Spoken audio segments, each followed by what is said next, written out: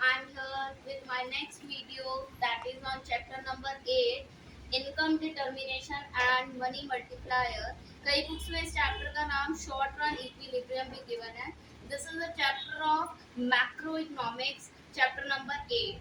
First of all, we will discuss the determination of equilibrium output. सी बेटा, equilibrium का मतलब क्या होता है कि जब दो चीजें इक्वल हो, that is called equilibrium. Keynes के अकॉर्डिंग बच्चों के मन में आता है हु इज केंजियन.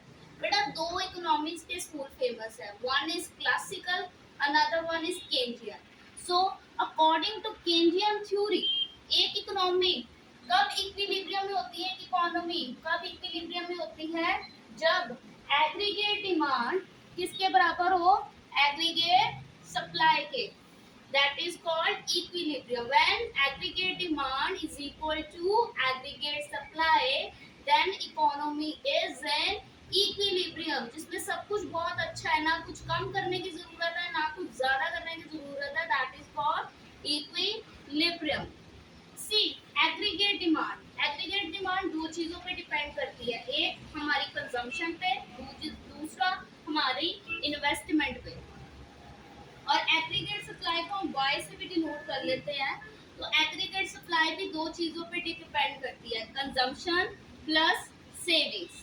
सी बेटा, अगर मैं this is called first equation, this is called second equation, this is called third equation.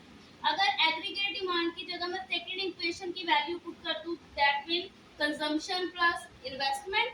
और एग्रीगेट सप्लाई की जगह मैं इसकी वैल्यू पुट कर लूं, that is consumption plus saving. Consumption से कंजम्पशन कट हो गया तो सेविंग किसके बराबर आ गई, इन्वेस्टमेंट के. इट मींस अगर हमने इक्विलिब्रियम फाइंड आउट करना है तो हमारे पास दो अप्रोचेस है.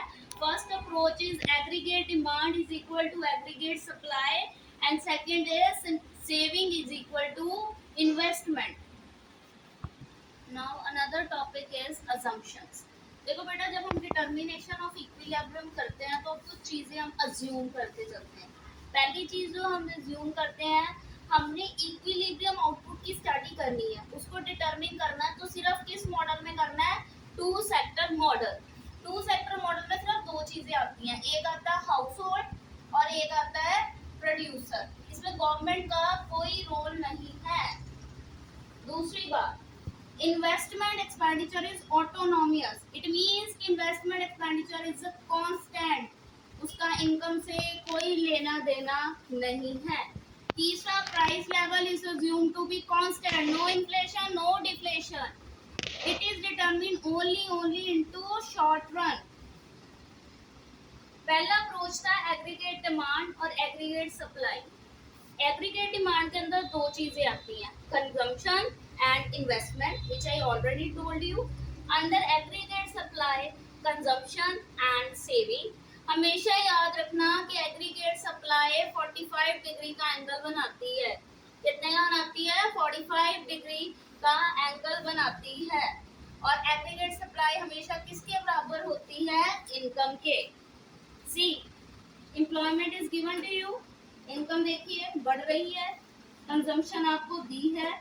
सेविंग कैसे निकाल सकते हैं, इनकम में से कंजम्पशन को माइनस करके आप सेविंग्स निकाल लें.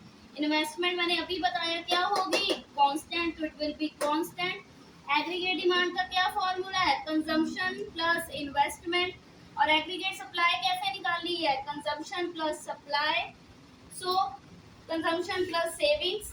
सो एग्रीगेट सप्लाई और एग्रीगेट डिमांड किस पॉइंट पे इक्वल हो रही है, 400. और इस पे एम्प्लॉयमेंट कितनी है, 40. इनकम कितनी है, 400. और यहाँ पर एग्रीगेट डिमांड और एग्रीगेट सप्लाई क्या है, equal. So this is a point of equilibrium when aggregate demand is equal to aggregate supply. Okay, now we will discuss the diagram of aggregate demand and aggregate supply. First of all beta, aggregate demand always start from origin, not from origin, from x axis. Okay, remember beta, ਜਦੋਂ भी aggregate demand draw करनी है तो हमेशा x axis तो draw होनी है, कभी भी ओरिजिन तो ड्रॉ नहीं होनी. उसका रीजन क्या है कि अगर हमारे पास इनकम इक्विलिब्रियम नहीं है तब भी हमने कुछ ना कुछ तो खाना ही है ना, that's why it start from x axis. और एग्रीगेट सप्लाई हमेशा ओरिजिन से स्टार्ट होएगी और वो कौन सी डिग्री का एंगल बनाएगी, 45 डिग्री का। और ये दोनों लाइंस यहाँ पर कट करेंगे, ये दोनों कर्व यहाँ पे कट करेंगे, that point is called equilibrium demand. और इक्विलिब्रियम पॉइंट यहाँ पर एग्रीगेट डिमांड किसके बराबर होगी, एग्रीगेट सप्लाई के। और उसी के नीचे आप एक पॉइंट ले जाओ, that point is Y, that show the O Y output level. बेटा कई लोग इस पॉइंट को इफेक्टिव डिमांड भी बोलते हैं, ई पॉइंट को कई लोग इफेक्टिव डिमांड भी बोलते हैं क्योंकि इस पे एग्रीगेट सप्लाई एग्रीगेट डिमांड के इक्वल होती है।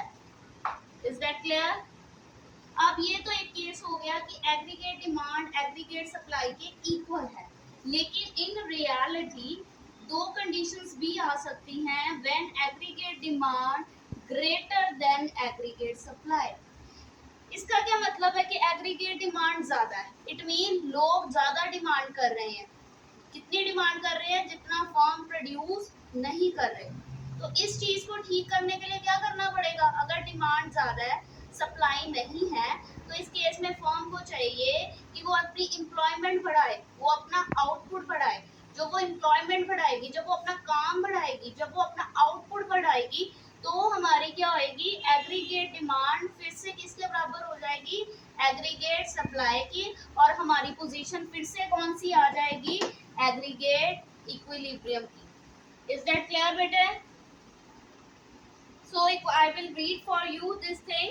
It means consumer and firm together would be buying more goods than the firm are willing to produce. जितना फर्म प्रोड्यूस कर रही है लेकिन कस्टमर उससे ज्यादा डिमांड कर रहा है, तो इस सिचुएशन में जितना हमने सोचा था आउटपुट बनाना है वो गिर चुका है। The planned inventory would fall below the desired level to bring to inventory back, right. तो इसको बैक पे लेके आने के लिए क्या करना पड़ेगा, हमें एम्प्लॉयमेंट बढ़ानी पड़ेगी, हमको आउटपुट बढ़ाना पड़ेगा। कब तक, जब तक हमारी इकोनॉमी फिर से ओ वाई लेवल पे नहीं पहुंचता थी। दूसरा है when aggregate demand is less than aggregate supply.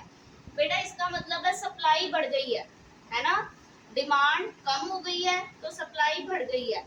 Supply हो गई 1000 और डिमांड है 800, इसका मतलब जितनी हमने सोची थी, जितना हमने प्लान किया था वो ज्यादा है। तो ठीक करने के लिए क्या करना पड़ेगा, कम करना पड़ेगा। तो कम करने के लिए क्या करेंगे, हम अपना आउटपुट कम कर देंगे, हम अपनी एम्प्लॉयमेंट कम कर देंगे। जब हम अपने आउटपुट कम करेंगे, हम कम सामान बनाएंगे तो हमारी सप्लाई कम हो जाएगी। और जब सप्लाई कम होएगी तो किसके बराबर आ जाएगी, एग्रीगेट डिमांड के। और हम फिर से किस पॉइंट पे पहुंच जाएंगे, इक्विलिब्रियम पॉइंट पे। Thank you.